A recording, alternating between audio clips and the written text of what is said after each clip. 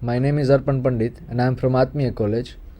Welcome to the part 2 of GTU paper solution July 2010 engineering drawing. In this part, we will see the further paper solution of July 2010 engineering drawing. Let's have a look at the remaining questions.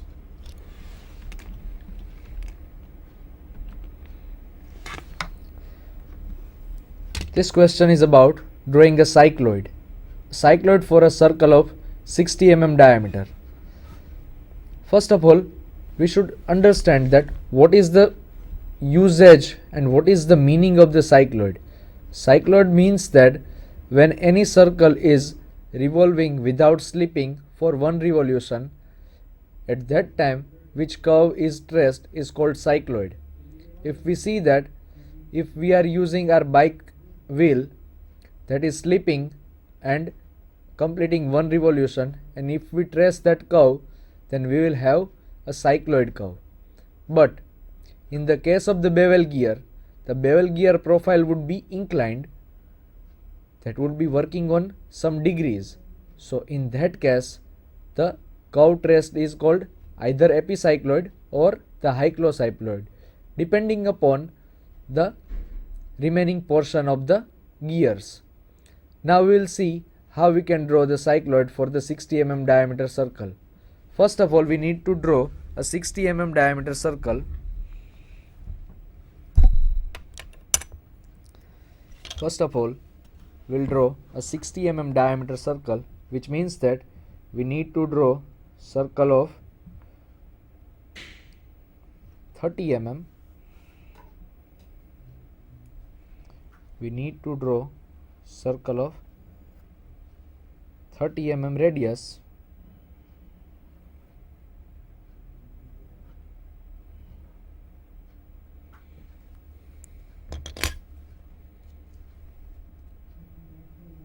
We need to draw the circle of 30 mm radius. Now we will divide this circle into 12 equal parts. We need to divide this circle into 12 equal parts.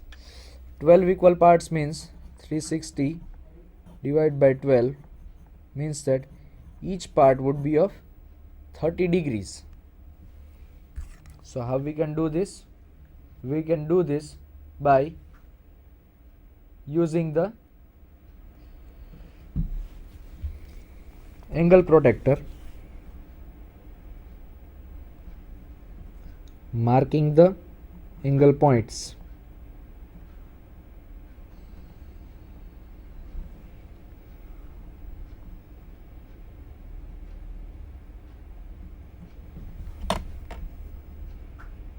Marking the angle points. Drawing it very light. Drawing it very light, because it would be having a number of lines in this object. So if we are drawing two dark lines, then it will be confusing for us to trace the curve.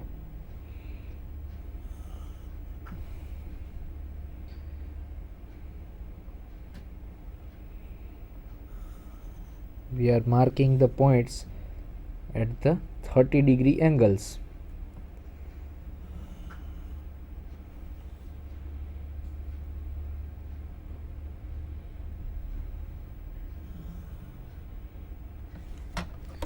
We have marked the points at 30 degree. Now we will give the nomenclature to the same.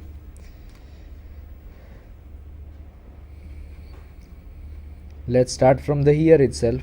1, 2, 3, 4, 5, 6, 7, 8, 9, 10, 11 and 12. We have divided this circle into 12 equal parts.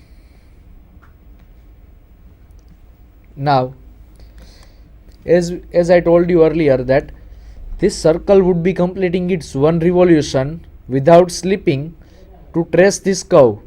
So what would be the distance traveled?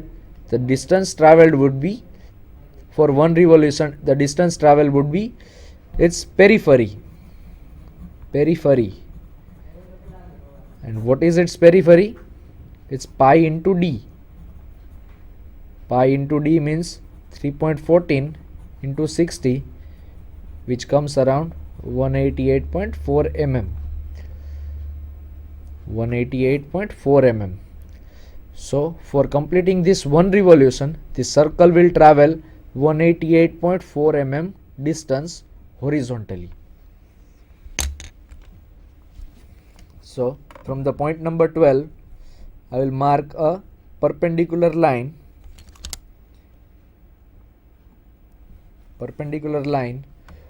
whose length would be 188.4 mm.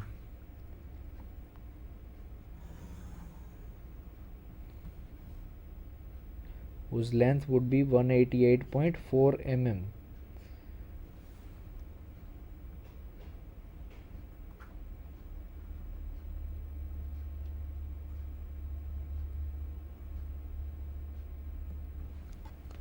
So this much distance a circle would be traveling to generate the cycloid. Now we are having this 12 sections of this circle, so we need to divide this line also into 12 equal parts. How we can divide that line into 12 equal parts? We are having a method of dividing a line. If you don't know, I will show you separately, then we will proceed to the cycloid. Let's see an example that if you want to divide a line, let's say 116 mm, 116 mm into 10 equal parts, let's say into 10 equal parts. Dividing it into 10 equal parts would be, we are having a suppose say line of 116 mm, dividing into 10 equal parts would be 11.6 mm each. That won't be possible using this scale. So we are having a method of dividing a line. Draw a line which we can divide in 10 equal parts easily. Let's see, I am drawing a line of 100 mm at any angle and divide that line into 10 equal parts, which means that each portion would be of the 10 mm. Let's see this line as AB and this line as AC. Join BC.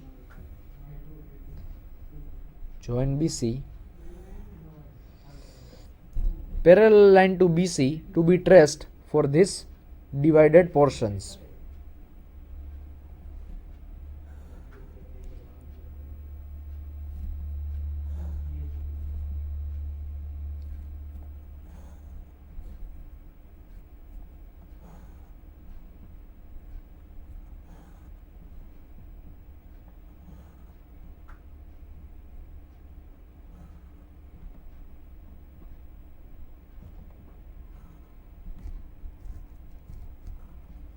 I have drawn these parallel lines, and without dividing this line directly, AB line, we have got divisions of the same. So we will implement this method to our cycloid. We are having 188.4, which we cannot divide into 12 equal parts very easily. So we will use this method to divide the line. For 12 equal parts, I am drawing the line of 120 mm at any angle, dividing this line into 12 equal parts, which means that 10 mm each of the division. Joining with the open end, taking parallel projections to the same. You can either do it by the set square or by the roller scale, but I would prefer the set square. as roller scale sometimes slips.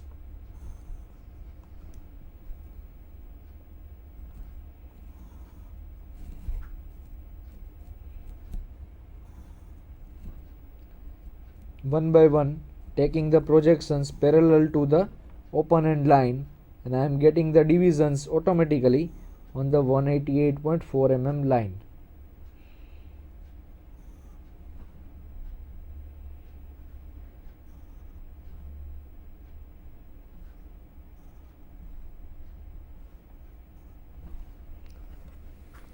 So this is how we have got the 12 divisions. Now from this open end, as our circle diameter is 60 mm, I am going to draw a perpendicular line of 60 mm. Join it with the point number 6. Making projections from each of the line, from the 5 and 7,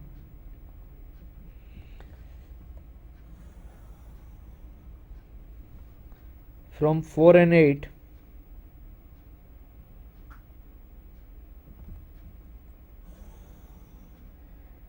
from 3 and 9, just extending till the 188.4 mm distance. This is our maximum revolution distance.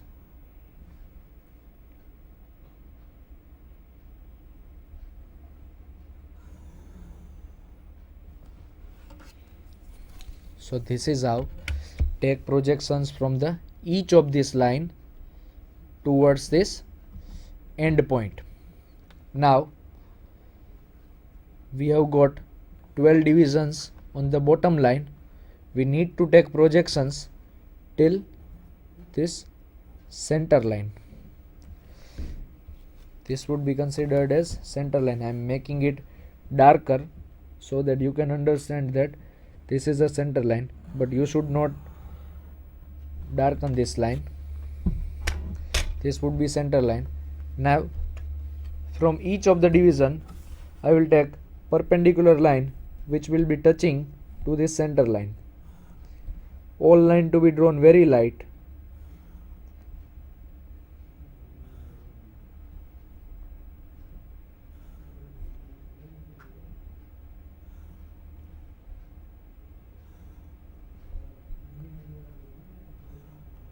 I hope you are understanding what I am saying, that the center is shifting one by one part, so that's why we are just plotting the center of the circle. If circle rotates one part, that means 30 degrees, the center will rotate to this C1.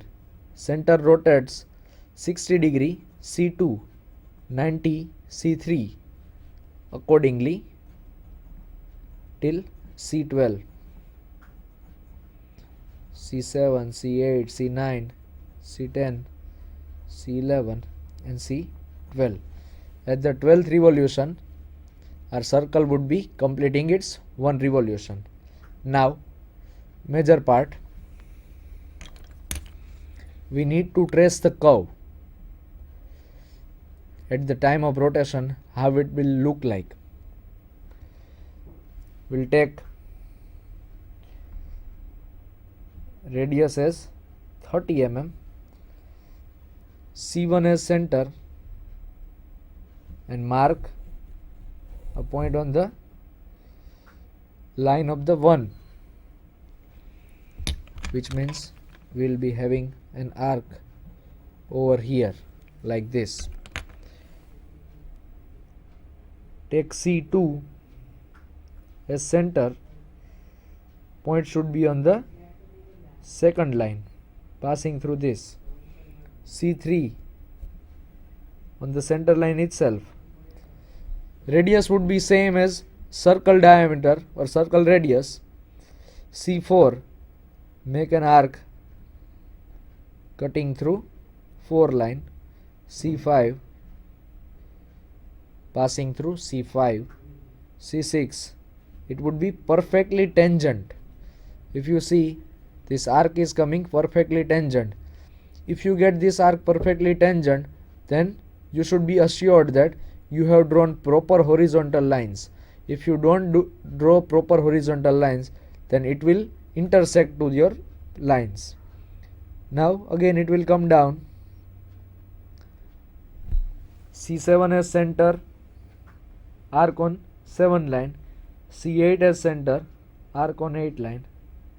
C9 as center, arc on center line itself. C10 as center, C11 as center, arc on the same, and the C12 would be here itself at the ending point. So we have got 12 arcs. I am just putting the points so that you can see how this curve have been traced. So if you see that, this would be the highlighted curve. Now we need to highlight this curve using the French curve or manually. I am doing it manually.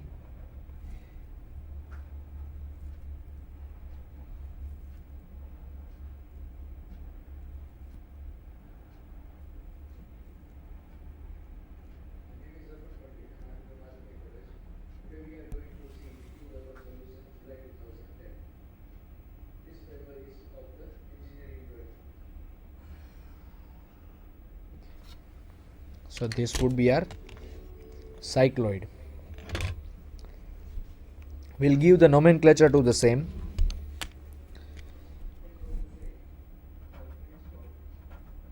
P2, P3, P4, P5, P6 until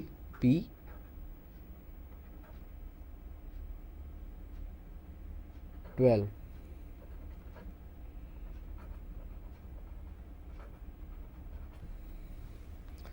So this is how you can draw a cycloid. Name the curve that this curve is called cycloid.